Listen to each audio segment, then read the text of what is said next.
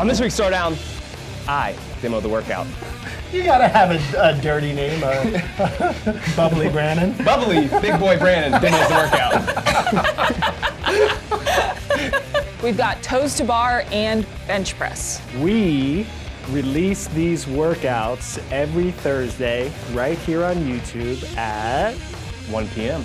You're so boring. Join our entire community to practice the skill of competing. Use the next 2 days to plan a strategy, grab some friends, and throw down on Saturday. See where you stack up each week on our Throwdown leaderboard. It's free to sign up. Go to trainingthinktank.com/throwdown. If you didn't know, we have a warm-up for you guys in the description down below. Use that, it'll help you for this workout. For movement standards, the toe to bar is the standard toe to bar, feet behind the bar, and both feet must touch the pull-up bar at the same time. For the bench press, there are some For the bench press, it's a little like you bit hit different your of a head. movement than normal, so we're gonna go out on the floor and Oh I'll yeah, show you messed how up to do it. too. Yeah, exactly. I tried to save it, but I couldn't. All right, I'm gonna actually try to make this clear while we're out here. So for the bench press, Mia's gonna come back. Obviously, you must have a spotter for this workout. The judge can unrack and then re-rack the bar. That's the only time that they're allowed to touch it. When they're actually doing their reps. So Mia takes the bar. If the judge must touch the bar at any point, it is a no rep. So judges, you're spotting them, but you're not touching the bar at any point. They must get the rep by themselves. A couple other standards. When Mia's doing the bench press, her hips and butt must stay on the bench and her feet must stay on the floor. You must come to full extension at the top of each rep, so make sure you do that. The last thing, only you and your judge can change the weights. Your judge can do both of them, or you can help your judge, but no one else, so make sure you do that. This week's demo athlete, we have a special treat for you guys. The one and only, his first time demoing. He's the strongest, fastest, fittest guy in this gym, even though he pretends he's not. Brandon Dorman. That was a very, very nice introduction. That was very much of all lies, but I appreciate it. See? Let's go see Brandon's strategy. All right, what's your strategy? This bench press is going to get heavy for me. My 1RM is probably only 15 pounds over the last bar, and knowing from doing a lot of bench press workouts, definitely going to have to pace later on in the workout, but I'm going to try to go after it the first couple rounds. So 95, I'm going to go fast. 135, I'm going to go fast. Break up the 85. Given your strategy, you're going to go fast? That's it. And the station that plays all the hits is 101.1. What? You didn't let me ask. 3, 2, 1, and we're off. I'm so excited to be a demo finally. This Are is you so really? great. I'm excited. Yes, it was a fun workout. I thought that you and I were going to do it together, Max, but it's okay that we didn't. I thought about it. Is it okay? I feel like you're a little he's upset. I actually am not, because Max would have beat me at the workout, This which would would have have been been humiliating. the one workout I would have ever had a chance to beat Brandon in. The bench press gets so heavy. So if you are doing this, be very safe. It may be light on that first bar, but the last few bars got heavy. Be very safe. How do you be safe? Have a spotter. I guess that's the better way to do put it. this So don't do workout. it the way that Brandon did Do it. not do it by yourself. Brandon has a spotter when he needs Yes. one. Oh, you Don't, moved back, yeah, okay. don't do this workout without a spotter. Just don't, please. So my strategy, I'm still enduring on the bench press, at least for the lighter bars, but I knew it was going to get heavy for me. My 1RM is just not that high anymore. So I said 95, 135, I really wanted to go fast and kind of bank some time, knowing that even the 185 and definitely the 225 bar would get heavy. So I thought quick transitions, fast toes to bar, unbroken sets in the bench press, and then once I got to 185, I was kind of just going off feel, which you'll see what I do when I get there. So what happens if somebody's bench press doesn't get anywhere near where our top bar is? Well, I think you can treat this like a ladder that you would see in the open. So depending on what kind of athlete you are, you can take the bank time strategy so that whatever that bottleneck bar is for you, you can just have more time there. Or if you think that you could make it through the bottleneck bar with some smart pacing, then maybe you break from the beginning so that you feel better when you get there, but you might be a little closer to the time ranges. Like you'll see he's already on the second bar and he was like a minute and a half into the workout. Yeah, I really like this format. It reminds me of if this workout was something similar with toes to bar and strict handstand push-up. That you're not really managing heart rate and breathing fatigue, but you're literally manage like local muscle failure and just your overall strength. Yeah. Yeah, the one thing that I noticed was, like even the 95 bar may have felt light, but after I finished that third round, I was already pumped. So the first thing I would say for people that are about to do this, make sure you warm up well. I don't think I warmed up well enough, like actually got like enough blood into my chest and my arms. But then two, that played a huge role for later bars. Like even the 135 started to feel really heavy. So just something to kind of make sure that you are expecting. And the other thing was, toe to bar comboed with the bench press was much harder than I thought. I use a ton of chest when I do toe to bar, and that lit me up. Yeah, I feel like, and your hip flexion, you can tell on the earlier rounds when you're facing us, you're folded pretty well. You've always had good hamstring mobility and just the ability to kind of compress that angle. If you don't have that and you're one of those people that pushes farther away from the bar, bends your knees and kicks up, you use a lot of pec for straight arm strength to push away from the bar. And I know for me, if I take a break from toes to bar, come back into them for a long period of time, my pecs will get sore. So be aware that there's a compounding effect with these two movements when you get back to the bench press. It almost caught up to me in this last round of the 135 where I realized that the toe to bar were affecting the bench press. And so then I try to play around, and I don't know if you'll actually notice, I was interested to watch the video where I played with my kipping technique and how much I opened up and pushed away just to see if I could save some of the chest pump that I was getting on the toe to bar. But that may be something for people to think about. Do you think that if people are going to be limited earlier on the bench press than you were, that breaking toes to bar would be a smart move? For sure, and like obviously Mia, you know this, you're gonna see it in a second for everyone watching. I broke the toes to bar after this because I wanted to save some for the bench. I was starting, you could see the last two reps. Got a little grindy there. So the toe to bar never were a limiter for me. I have decent toes to bar and there's long enough breaks at the later bars, but I could feel it in my chest enough whereas like I need to start breaking these, which I think I do in this set, or maybe it's the next one.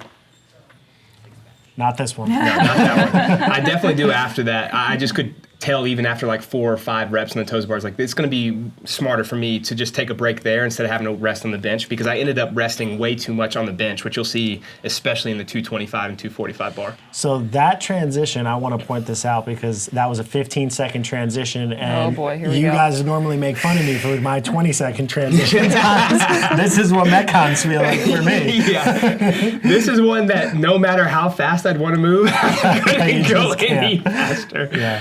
I on the 185 bar, I could have stayed unbroken, but they were getting grindy at like 3 or 4 reps, so I decided to break these. And then my 225, you'll see, before I even started, I knew I was going to break because those were really heavy. So frame of reference for this sport. So obviously bench press, like Brandon has some background in benching from football, and bench press isn't really that common of a movement that's tested in the sport.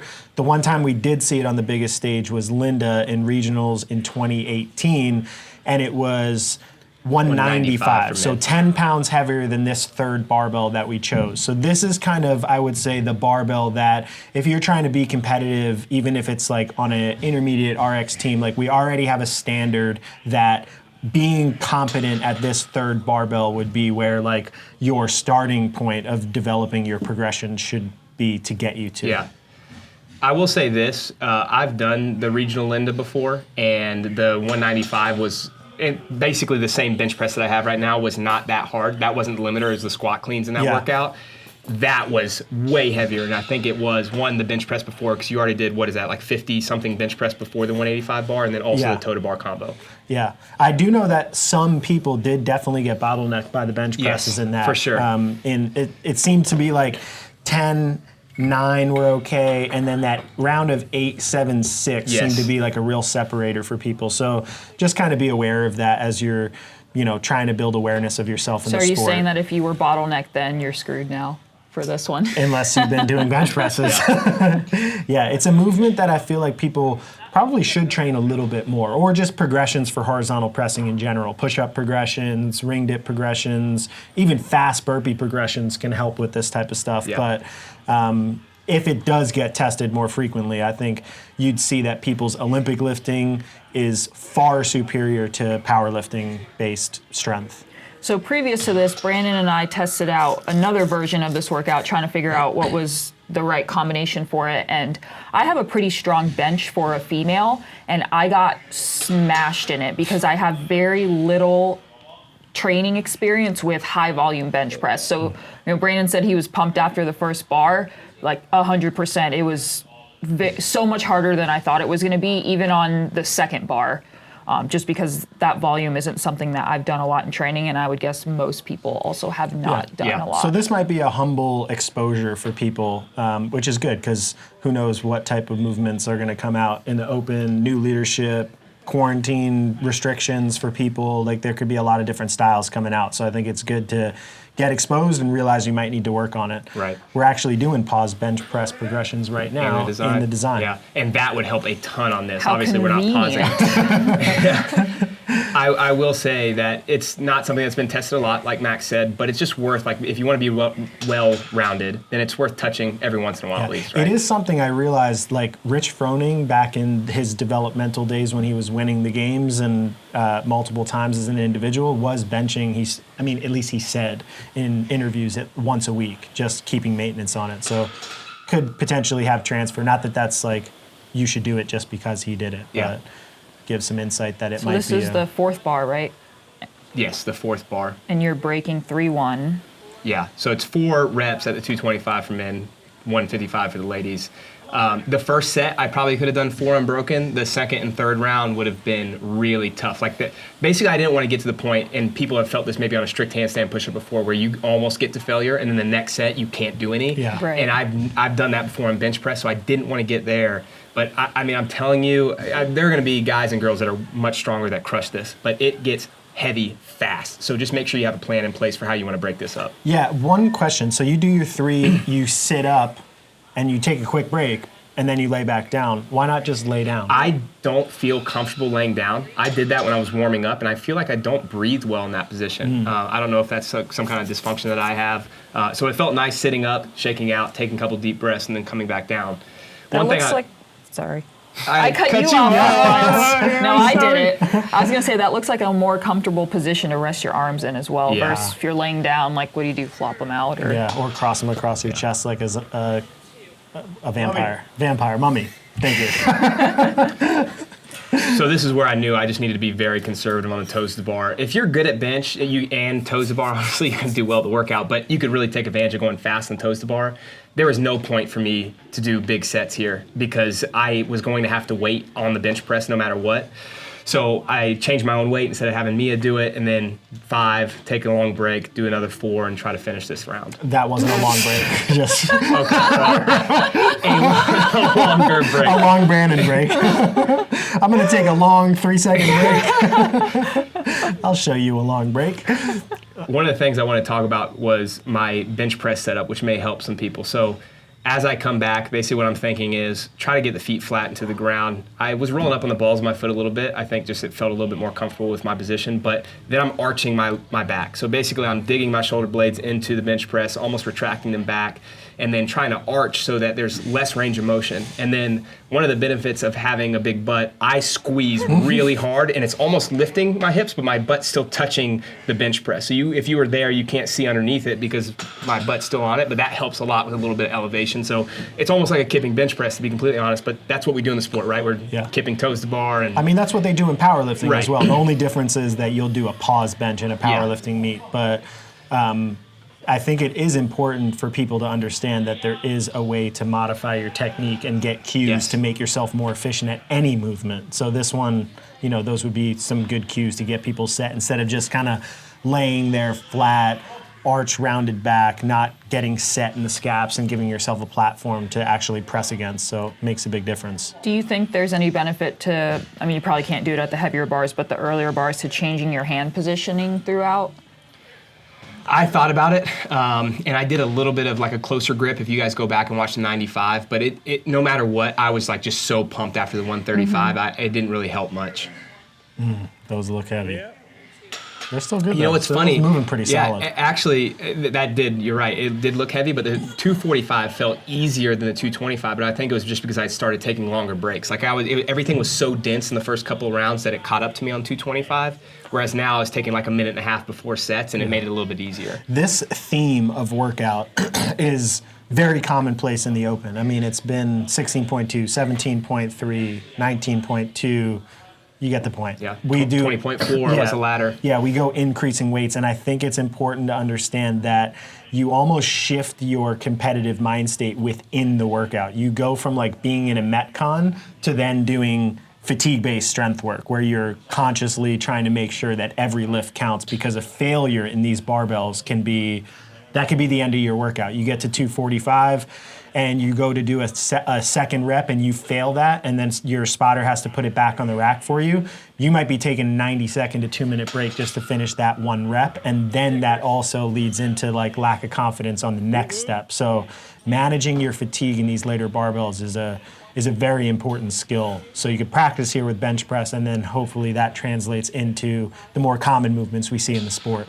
And something we haven't talked about, but because Brandon's been so far ahead of it, but there is a clock that you have to stay ahead of in this workout. So he's way, way, way ahead of where he needs to be, but you can get caught, and that is going to be a factor for people. So just make sure that you're aware of those 4-minute blocks, and if you're close into getting into the next bar, like just make sure you or your judge is letting you know, like, hey, you have 30 seconds, you have to make this so that you can get through. So this is round this is the final this round. is the fifth or sixth? Six bar. 6 with a 4-minute window for each means 24 24 minutes. So minutes. you would have had to finish the last bar at 20 minutes. So you're Yes. basically 7 minutes ahead of the time cap. Yeah, and that was again, I try to go fast as I could on the first few bars. This one, I took 45 seconds because the 245 felt good, but another 20-pound jump, I just wasn't sure. And like you said, Max, I did not want to fail a rep. If you fail a rep, especially at the last bar, you're done. There's probably no coming back. Yeah. So I wanted to make sure I hit that first one, build some confidence,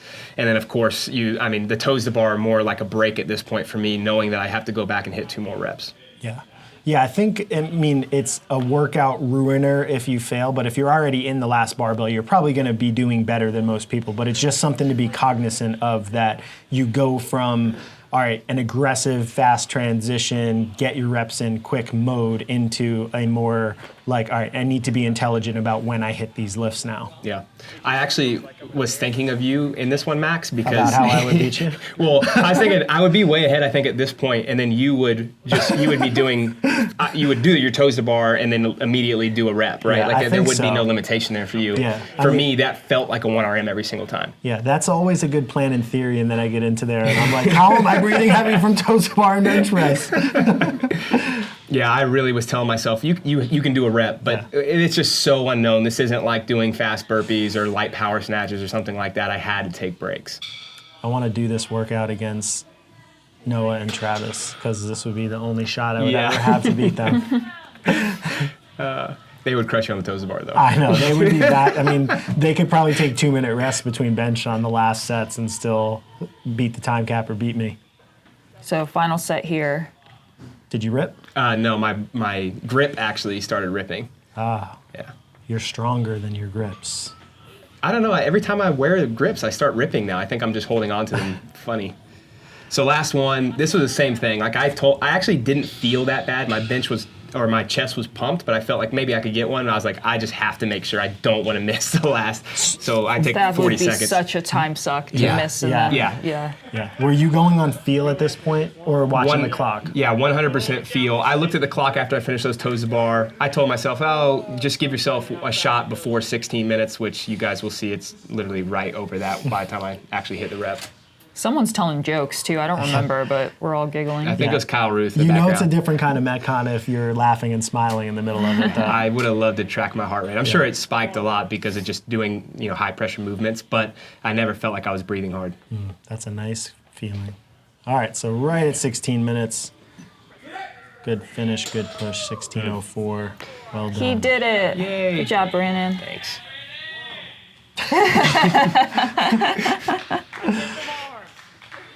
Project Pat, do your thing, man. It's a wrap, you know what I'm saying? Your boy Project Pata in this thing, man. Hey, look, man, thank y'all for watching Training Think Tank's YouTube channel. Y'all hit that motherfucking subscribe button, you know what I'm saying? So y'all go ahead, man. Thank y'all for watching the channel, you know what I'm saying? Hit that motherfucking subscribe button, let it be known, what it be known, what it be known, you know what I'm saying? Pata.